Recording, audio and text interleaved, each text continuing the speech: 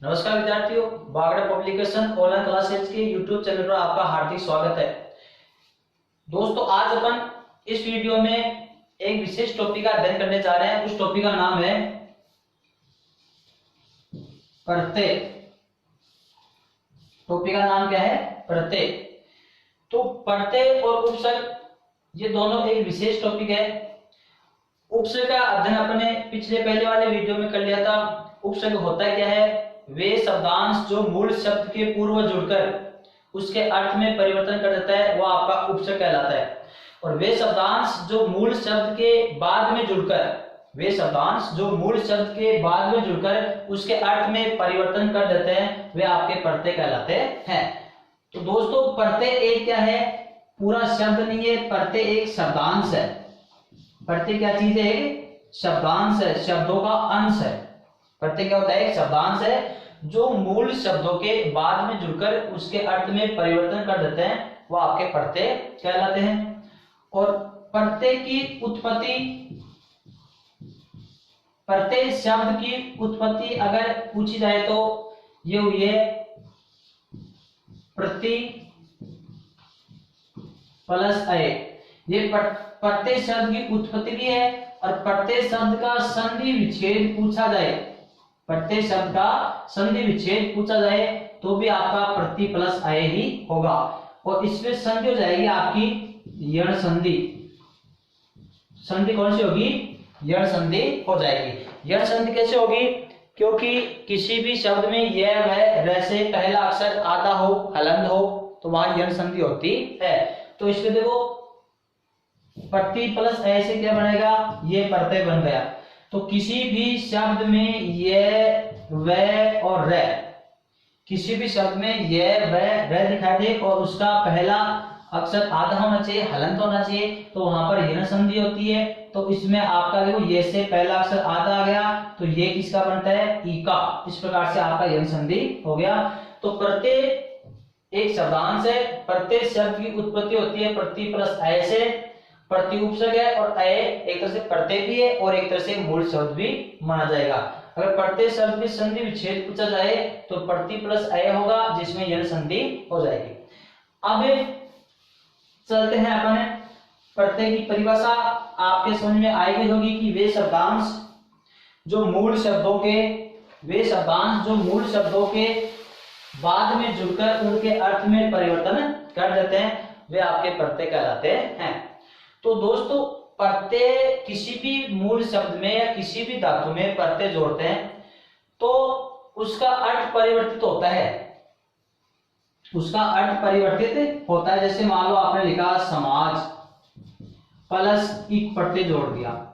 समाज में आपने क्या जोड़ा? इक प्रत्यय जोड़ दिया।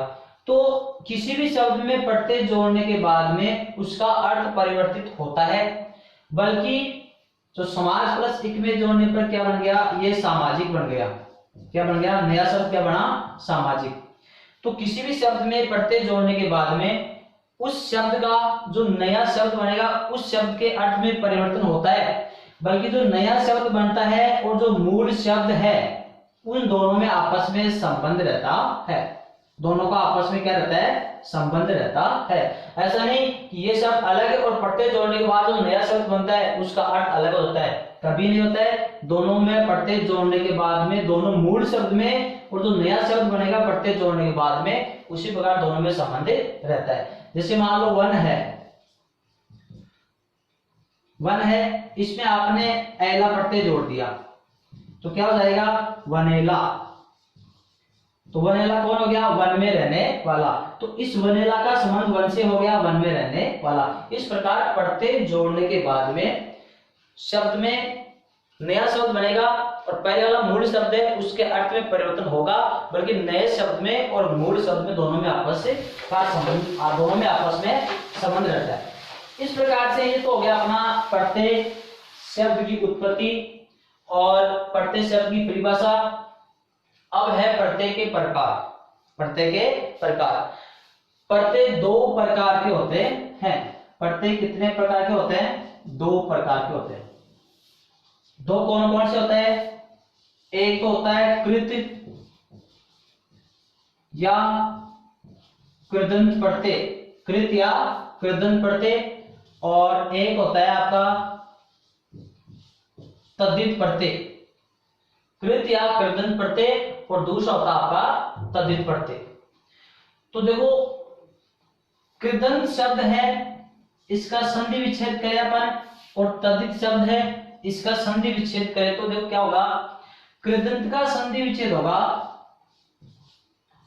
कृत प्लस अंत, कृत प्लस अंत, क्योंकि इसमें व्यंजन संधि हो जाएगी। व्यंजन संधि का कौन सा नियम लगेगा, वागीश वाला, वाग प्लस ईस, वाग प्लस ईस। अगर प्लस से पहले किसी भी वर्ग का पहला वर्ण हो, उसके बाद में तीसरा चौथा या यवलय स्वर आ जाए, तो पहला वर्ण अपने ही वर्ग का तीसरा वर्ण हो जाता है। जिस प्रकार वागीश होता है वाग प्लस ईस वागीश, उसी प्रकार से कृत प्लस अंत, तो पहला वर्ण आ गया, उसके बाद में स्वर आ गया, तो ये तय आपका द में बदल गया, तो तय हलंत है, तो द भी हलंत होगा, बल्कि ए जुड़ने पर आपका द स्वर सहित हो गया। इस प्रकार से आपका कृदंत बन गया। और कृदंत में संधि पूछ रहे तो आपकी व्यंजन संधि है, संधि विच्छेद पूछे तो कृत प्लस अंत। उसी प्रकार तद्धित का संधि विच्छेद क्या होगा, तत् प्लस हित, तत् प्लस हित। ये कैसे होगा, इसमें भी व्यंजन संधि है, बल्कि इसमें है का नियम लग रहा है। कैसे कि अगर प्लस से पहले किसी भी वर्ग का पहला वर्ण हो, प्लस से पहले किसी भी वर्ग का पहला वर्ण हो, और उसके बाद में अगर है आ जाए, सुनना इधर, प्लस से पहले किसी भी वर्ग का पहला वर्ण हो और उसके बाद में है आ जाए, तो ये पहला वर्ण अपने ही वर्ग का तीसरा वर्ण हो जाता है, और इस है के स्थान पर इसी ही वर्ग का चौथा वर्ण हो जाता है। कौन सा वर्ण, चौथा वर्ण हो जाएगा। अगर प्लस से पहले किसी भी वर्ग का पहला वर्ण हो, उसके बाद में है आ जाए प्लस के बाद में, तो संधि करते समय ये पहला वर्ण तो अपने ही वर्ग का तीसरा वर्ण हो जाएगा, और इस है के स्थान पर उसी ही वर्ग का चौथा वर्ण हो जाता है। जैसे तत् प्लस हित है और अप प्लस हरण है। नियम ये होना चाहिए कि प्लस से पहले वर्ग का पहला वर्ण और प्लस के बाद में है के अलावा कुछ नहीं होना चाहिए। तो ये वर्ण तो अपने ही वर्ग का तीसरा हो जाएगा, और इस है के स्थान पर इसी वर्ग का चौथा वर्ण हो जाता है। जैसे अब इसमें तय के स्थान पर हो गया आपका द, और है के स्थान पर इसी वर्ग का तय का द कर दिया, और इसके स्थान पर इसी वर्ग का चौथा हो जाएगा। ये ध हो गया, ये हो गया, ये ई की मात्रा इसकी थी वो इसके लगे तद्धित। या इसको अपन ऐसे लिख सकते हैं। अब विद्यार्थी इसके देखो तीन रूप आते हैं आजकल आधुनिक शुद्धिकरण में, देखना तद्धित एक तो ये हो गया, और एक तय का हो गया आपका द, और एक हो गया आपका ध, और एक ऐसे एक ये ऐसे, और दूसरा करेंगे अपन कि तय में ये ध या मिला दिया और आपका ये रूप बन गया तद्धित। ये तीन रूप बन गए आपके सामने। क्योंकि आधुनिक शुद्धिकरण में देखो क्या हो गया, आज वर्तमान में अपन मानते हैं कि अगर किसी भी छोटी ई की मात्रा से पहले कोई अगर आधा अक्षर हो, हलंत व्यंजन हो, तो छोटी ई की मात्रा उस आधा अक्षर के पहले लग जाती है। जैसे अपन ने लिखा वक्ति, तो ये ई की मात्रा यहाँ की है, बल्कि इससे पहले आधा अक्षर है, तो ये ई की मात्रा आपकी कह के लग गई। बल्कि धारणा ये शब्द अशुद्ध है, वर्तमान में इसको गलत माना जाता है, या तो ये सही है या फिर ये सही है। आप देखो, आप कहोगे कि इसमें ई की मात्रा आधा अक्षर से पहले लग गई। अब इसमें भी ये जो ई की मात्रा है वो इससे द से पहले लगनी चाहिए, बल्कि नहीं लगती है आजकल। इसका कारण यह है कि अगर छोटी ई से पहले यहाँ पर गोलाकार अक्षर हो, गोलाकार व्यंजन हो, खड़ी पाई वाला व्यंजन नहीं हो, तो वो ई की मात्रा उससे पहले ही लगती है। इसमें कै खड़ी पाई वाला है। अगर 11 अक्षर में से कोई सा व्यंजन वर्ण आ गया, 11 कौन से, जो गोलाकार होते हैं, जैसे मान लो ये नंग वाला हो गया, ये द हो गया, ये है हो गया, ऐसे जो गोलाकार अक्षर है जिनमें खड़ी पाई का प्रयोग नहीं किया जाता है, उससे पहले कोई छोटी की मात्रा होती है तो वो जिसकी है उसी के लगेगी, उसके पहले अपन नहीं लगा सकते हैं। तो आजकल ये शुद्ध है, इसको अपन अशुद्ध बोलते हैं। जैसे बुद्धि या तो बुद्धि ऐसा सही है, या फिर बुद्धि अपन इसको हला लगाकर यहां लगाते हैं बुद्धि ऐसे। तो अब ये छोटी की मात्रा है, इसको यहां न लगकर यहाँ पर द हलंत और बुद्धि यही लग जाती है। क्यों? ये गोलाकार आ गया इस प्रकार से। अब तो तद्धित का संधि विच्छेद तत् प्लस हित भी हो जाएगा। और तत् प्लस हित का कैसे बनेगा कि प्लस से पहले तय है, उसके बाद में है आ गया, तो तय के स्थान पर तय के स्थान पर तो द हो गया और है के स्थान पर द हो गया, तो ये हो गया आपका तद्धित। क्या हो गया? तद्धित। अब अपन चलते हैं कृदंत प्रत्यय और तद्धित प्रत्यय क्या होता है। कृदंत प्रत्यय कौन सा होता है और तद्धित प्रत्यय कौन सा होता है? तो विद्यार्थियों, कृदंत प्रत्यय हमेशा क्रिया के अंत में जुड़ता है। कृदंत प्रत्यय हमेशा क्रिया के अंत में जुड़ता है और तद्धित प्रत्यय हमेशा शब्दों के अंत में जुड़ता है। अब शब्दों में क्या क्या हो सकता है? संज्ञा, सर्वनाम, क्रिया, संज्ञा, सर्वनाम और विशेषण। संज्ञा, सर्वनाम और विशेषण शब्द हो सकता है। तो कृदंत प्रत्यय सदैव क्रिया के अंत में ही जुड़ता है। कृदंत प्रत्यय क्रिया के मूल रूप में जुड़ता है। कृदंत प्रत्यय क्रिया के मूल रूप में जुड़ता है और तद्धित प्रत्यय शब्दों में जुड़ता है। किसमें जुड़ता है? शब्दों के अंत में। अब शब्दों में क्या क्या हो सकता है? शब्दों में देखो, संज्ञा, सर्वनाम और विशेषण। संज्ञा, सर्वनाम और विशेषण कुछ भी हो सकता है। संज्ञा भी हो सकती है, सर्वनाम भी हो सकता है और विशेषण भी हो सकता है। अब जैसे अपन चलते हैं कि कृदंत प्रत्यय क्रिया के अंत में क्रिया के मूल रूप में जुड़ते हैं और ये जुड़ता है शब्दों में। अब जैसे कि ये पढ़ना क्रिया है और ये बच्चा शब्द है। पढ़ना क्रिया है और बच्चा शब्द है। इस बच्चा शब्द है, बच्चा में अपन पन प्रत्यय जोड़ेंगे तो ये बन जाएगा आपका बचपन। क्या बन जाएगा? बचपन। बल्कि ये पढ़ना है क्रिया और क्रिया के अंत में हमेशा ना का प्रयोग होता है। तो क्रिया का ये तो क्रिया है और इसका मूल रूप क्या होगा? क्रिया के अंत में ना आता है और ना को हटाने के बाद में क्रिया का मूल रूप ही बचता है। जैसे लिखना क्रिया है लेकिन ना हटा तो लिख मूल रूप बच गया। और मूल रूप को संस्कृत में क्या कहते हैं? धातु। क्रिया के मूल रूप को ही धातु कहते हैं। तो क्रिया के अंत में ना आता है, ना को हटा करके अपन प्रत्यय जोड़ते हैं और ना हटाने के बाद में क्रिया का मूल रूप ही बचता है। तो पढ़ प्लस आकू पढ़ाकू, पढ़ प्लस आकू पढ़ाकू, लड़ प्लस आकू लड़ाकू। इस प्रकार कृदंत प्रत्यय सदैव क्रिया के अंत में जुड़ेगा और तद्धित प्रत्यय हमेशा शब्दों के अंत में जुड़ता है। अब अपन देखते हैं कृदंत प्रत्यय कितने प्रकार के होते हैं और तद्धित प्रत्यय कितने प्रकार के होते हैं। जैसे मान लो बार ये है आपका सांप प्लस एरा, फिर है लूट प्लस एरा, फिर है कमा प्लस एरा, फिर है चाचा प्लस एरा, फिर है सोना प्लस आर, फिर है चाम ओब्लिक चर्म प्लस आर,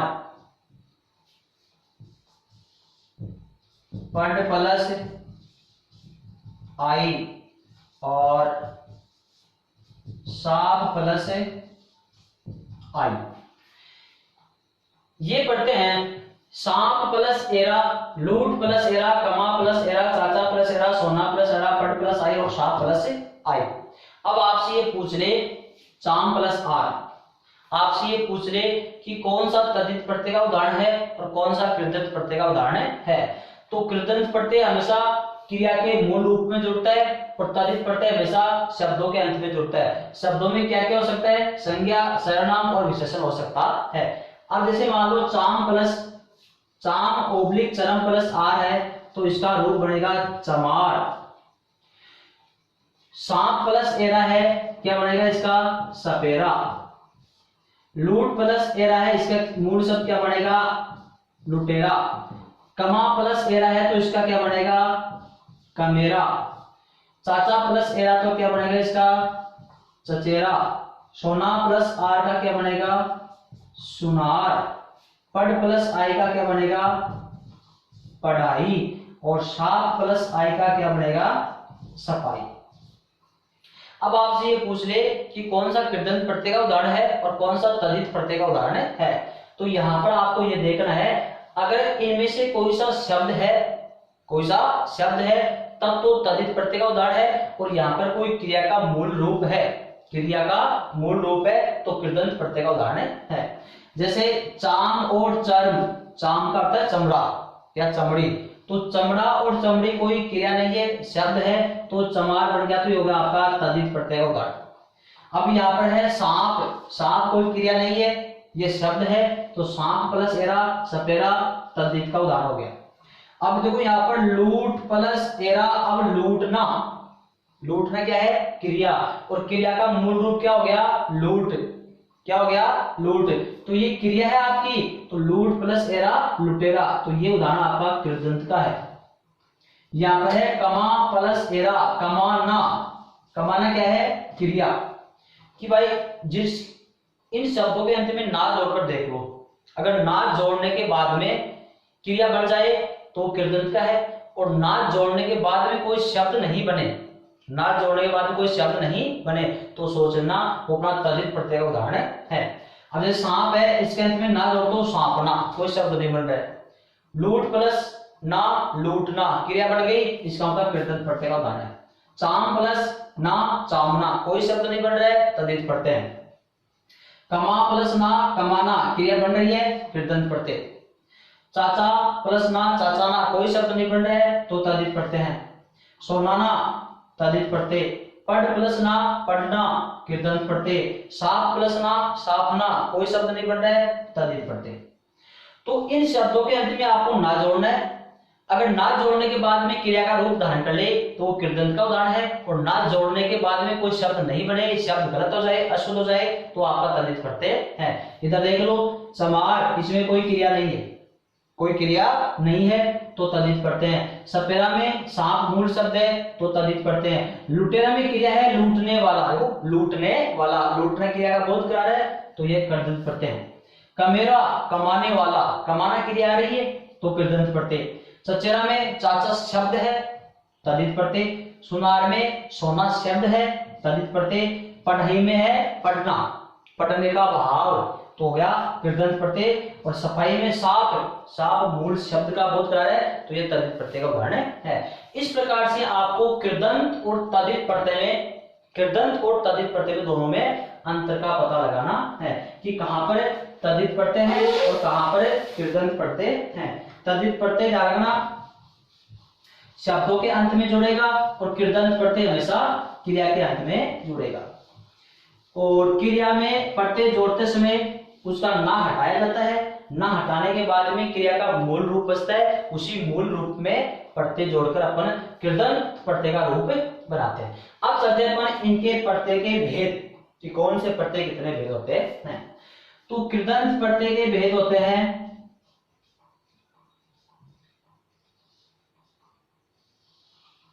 5, और तद्धित प्रत्यय के भेद होते हैं आपके 6।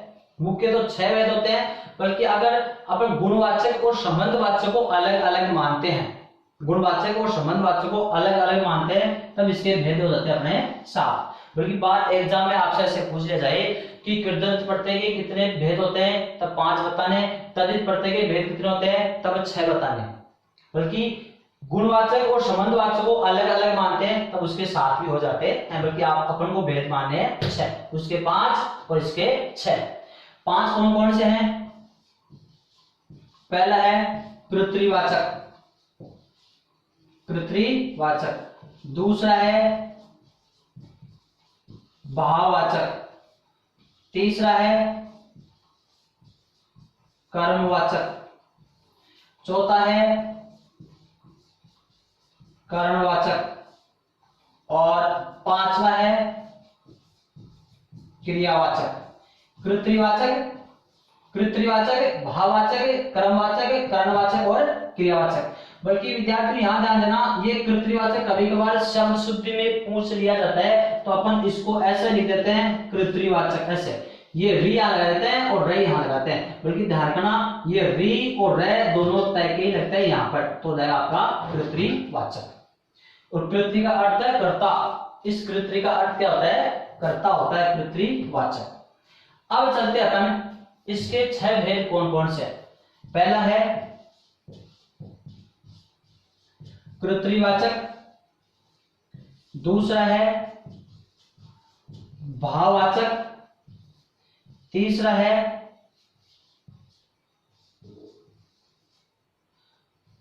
संबंध वाचक या गुणवाचक। अगर संबंधवाचक और गुणवाचक को दोनों को अलग अलग मानते हैं, अलग अलग मानते हैं, तब तो उसके भेद रहेंगे 7, बल्कि गुणवाचक में आपका संबंधवाचक आ जाता है। भेद है आपका गुणवाचक, इस गुणवाचक में आपका संबंधवाचक आ जाता है। चौथा है आपका पूर्णतावाचक। 5वां है अपत्यवाचक। और 6वां भेद है स्त्रीवाचक, स्त्रीवाचक। अगर अपन इसके 6 भेद मानते तो 6 कौन कौन से मानेंगे? 4 तो है ही, इसमें अपन गुणवाचक माना जाएगा, कृत्रिवाचक, भाववाचक, गुणवाचक, पूर्णतावाचक, अपत्यवाचक और स्त्रीवाचक। अगर 7 मानते तब 7 अलग अलग हो जाते हैं। अब विद्यार्थियों आपको ये ध्यान देना है, ध्यान इस बात का देना है कि कौन सा कहां होता है। ये जो क्या होता है, कृत्रिवाचक का होता है अगर जो शब्द कर्ता का बोध कराता है, कर्ता का बोध कराए वो कृत्रिवाचक होगा। अगर भाव का बोध कराए वो भाववाचक होगा। अगर कर्म का बोध कराए वो कर्मवाचक होगा। अगर साधन या माध्यम का बोध कराए, साधन या माध्यम का बोध कराए, साधन या माध्यम का बोध कराए तो होगा कर्णवाचक।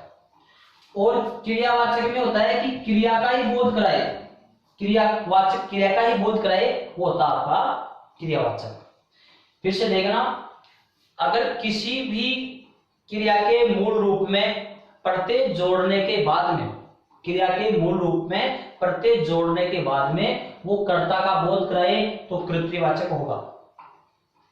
अगर जैसे लूट प्लस एरा है, लूट प्लस एरा है, तो इसको ये क्रिया का मूल रूप है, इसमें एरा प्रत्यय जोड़ दिया तो आपने क्या बन गया, इसका मूल शब्द क्या बनेगा, नया शब्द लुटेरा। क्या बनेगा, लुटेरा। तो देखो लुटेरा अब कर्ता का बोध करा रहा है क्या, लुटेरा होता कौन है, लूटने वाला, लूटने वाला। तो ये देखो क्रिया में जुड़ा हुआ है और कर्ता का बोध करा रहा है तो गया आपका लुटेरा। इसी प्रकार से क्रिया में प्रत्यय जोड़ने के बाद में भाव का बोध कराए तो भाववाचक बन जाएगा। अगर क्रिया में प्रत्यय जोड़ने के बाद में कर्म का बोध कराए तो कर्मवाचक हो जाएगा। और क्रिया के मूल रूप में प्रत्यय जोड़ने के बाद में साधन या माध्यम का बोध कराए, साधन या माध्यम का बोध कराए तो वो आपका कर्णवाचक हो जाएगा। जैसे बेलना, ये क्रिया है और मैंने बताया था क्रिया के अंत में ना होता है, और क्रिया में प्रत्यय जोड़ते समय क्रिया में प्रत्यय नहीं जुड़ता है, ना हटाने के बाद ना हटाकर क्रिया के मूल रूप में प्रत्यय जोड़ा जाता है। तो बेलना क्रिया है तो ना हटा दिया, अब क्रिया का मूल रूप बच गया। तो इसमें अपन अन प्रत्यय जोड़ते हैं तो क्या बन जाएगा, बेलन। क्या बन गया, बेलन। अब देखो बेलन कर्ता भी नहीं है, बेलन भाववाचक भी नहीं है, बेलन कर्मवाचक भी नहीं है, बेलन है आपका साधन या माध्यम, साधन या माध्यम जो बेलने का काम करता है। अब आप कहोगे ये बेलन इधर क्यों नहीं आ सकता, किधर नहीं आएगा, क्योंकि इधर तो क्या में जुड़ते हैं ये प्रत्यय सारे शब्दों में, और यहाँ पर बेलना क्या है, क्रिया, इसलिए इधर नहीं आ सकता। दोनों में अंतर अभी मैं बताऊंगा, ये अपन अभी तो भेद देख रहे हैं। इस प्रकार से और क्रिया में प्रत्यय, क्रिया के मूल रूप में प्रत्यय जोड़ने के बाद में फिर भी क्रिया का ही बोध कराए, जैसे चलना क्रिया है, अब इसमें प्रत्यय जोड़ दो, ना हटाना है अपन को, और ता प्रत्यय जोड़ दो तो क्या बन गया आपका, चलता। अब देखो ये प्रत्यय है, ये क्रिया का मूल रूप है, क्रिया के मूल रूप में प्रत्यय जोड़ने के बाद में भी क्रिया का ही बोध करा रहा है, चलता। अब ये भी क्रिया लग रही है अपन को, इसलिए ये क्रियावाचक है। अब चलते हैं अपन कृतवाचक। कृतवाचक क्या होगा कि किसी भी शब्द में प्रत्यय जोड़ने के बाद में कर्ता का बोध कराए, कर्ता का बोध कराए तो वो कृतवाचक होगा। अगर भाव का बोध कराए तो भाववाचक होगा। अब आप सोचोगे कि कर्ता का बोध इधर भी करा रहा है, कर्ता का बोध इधर भी हो रहा है, भाव का बोध इधर भी हो रहा है, तो भाव का बोध इधर भी हो रहा है, बल्कि दोनों में अंतर ये रहेगा, ये तो दोनों क्रिया में जुड़ेंगे और ये दोनों आपके शब्दों में जुड़ेंगे। जैसे आपने लूट प्लस एरा क्या बनाया, लुटेरा, और एक अपन यही जोड़ देते हैं, देखो सांप प्लस एरा, सांप प्लस एरा, तो इसका मूल शब्द क्या बनेगा, सपेरा, और इसका मूल शब्द क्या बनेगा, लुटेरा। क्या बनेगा, लुटेरा। अब देखो इधर सपेरा होता है सांप मारने वाला, बेचने वाला, रखने वाला, करता है। लुटेरा कौन होता है, लूटने वाला, दोनों कर्ता का बोध करा रहे। अब आपसे ये पूछा जाए कि इनमें से कौन सा कृतंत का है और कौन सा तद्धित का है, एक तो सांप बेचने वाला, सांप मारने वाला, और एक लूटने वाला, ये भी करता है और ये भी कर्ता का बोध करा रहा है।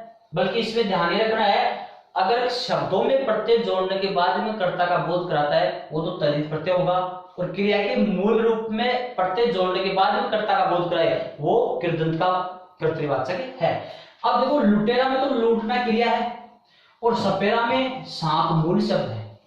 लुटेरा में लूटना क्रिया का रूप है और सपेरा में सांप मूल शब्द है। तो सांप शब्दों में आपका तद्धित प्रत्यय जुड़ता है, तो ये सपेरा तो है आपका कर्तृवाचक तद्धित का, और लुटेरा है आपका कर्तृवाचक कृदंत का, दोनों में सेम है। इसी तरह से आपका भाववाचक देख लेते हैं। देखो इधर जैसे एक तो है लिख प्लस आवट, लिख प्लस आवट, और एक है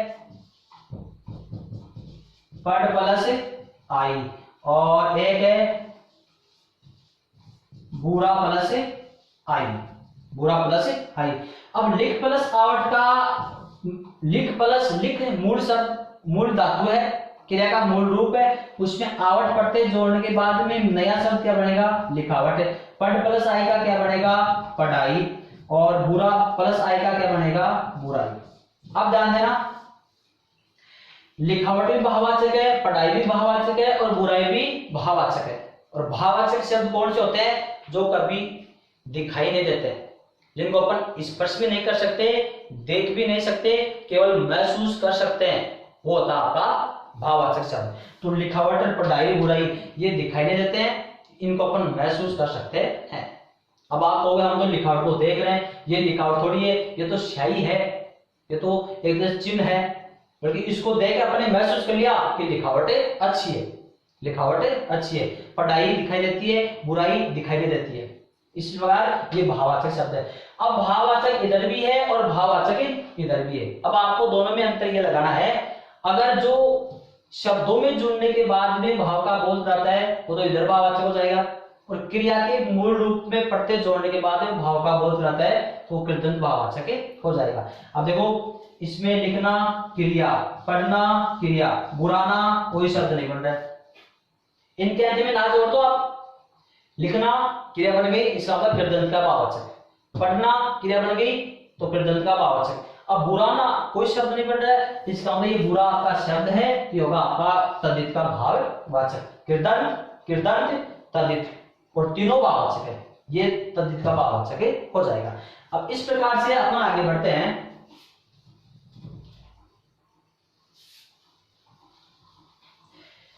अब है कि अगर कर्ता का बोध कराए शब्दों में जोड़ने के बाद में तो कर्तावाचक, अगर भाव का बोध करे तो भाववाचक है। अगर किसी भी शब्द में प्रत्यय जोड़ने के बाद में संबंध या गुण दोष का बोध कराए तो वो गुणवाचक या संबंधवाचक होगा। जैसे चाचा प्लस एरा चचेरा संबंधवाचक हो गया, समाज प्लस इक सामाजिक तो गुण हो गए उसके।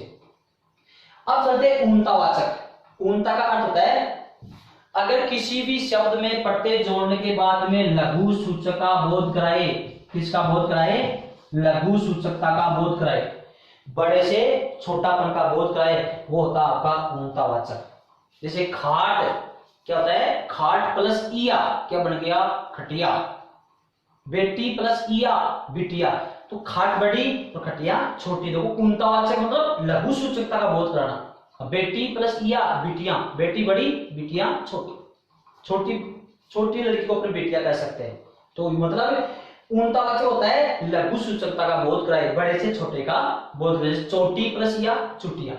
अब अपन आगे चलते हैं अपत्यवाचक।